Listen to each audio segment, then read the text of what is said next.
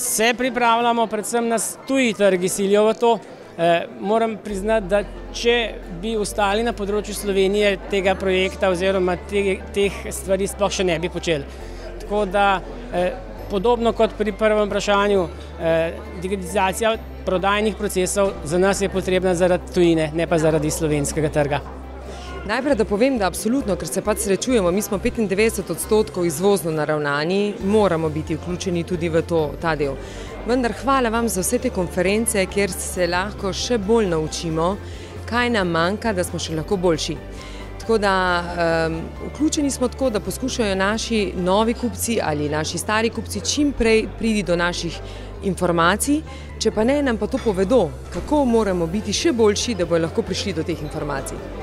Zdaj, jaz prihajam iz podjetja Studio Moderna, kjer smo se na digitalizacijo pripravljali že, mislim, da leta 2008-2009, ko smo postavljali večkanalni prodajni model.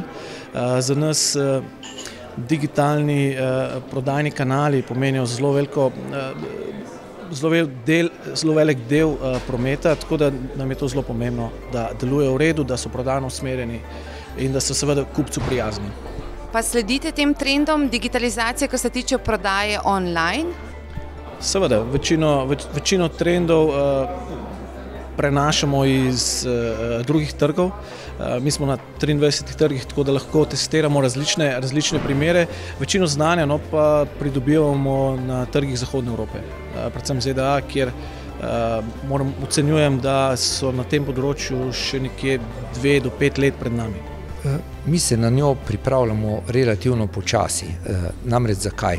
Mi se prilagajamo našim kupcem in seveda nič ne koristi nam biti dobro pripravljeni na digitalizacijo, če niso pripravljeni naši kupci. Tako da mi bomo to delali v koraku z našimi kupci.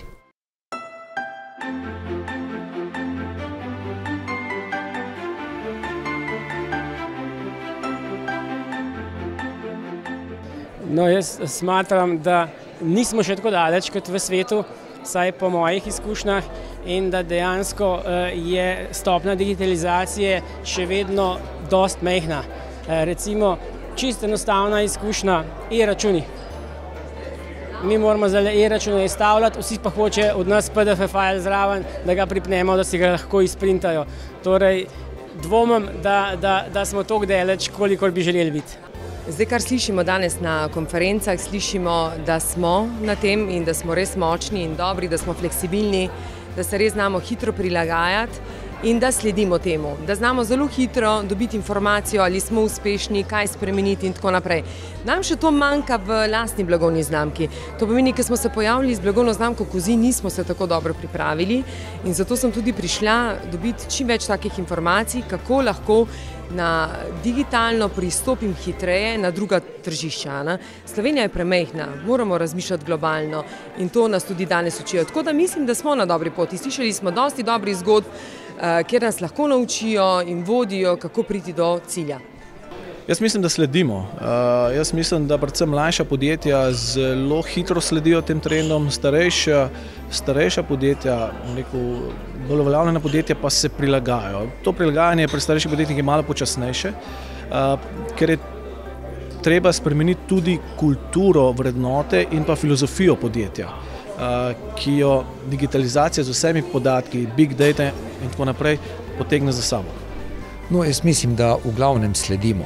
S tem, da dvomim, da sem ravno prav za ta odgovor, ker naša prodaja v Sloveniji je tako majhna in tako omejena na 2-3 prodajne kanale, da težko primerjam vse, kar se na trgu dogaja. Ampak generalno gledano pa mislim, da Slovenija tako ali tako glavne svetovne trende vedno sledi.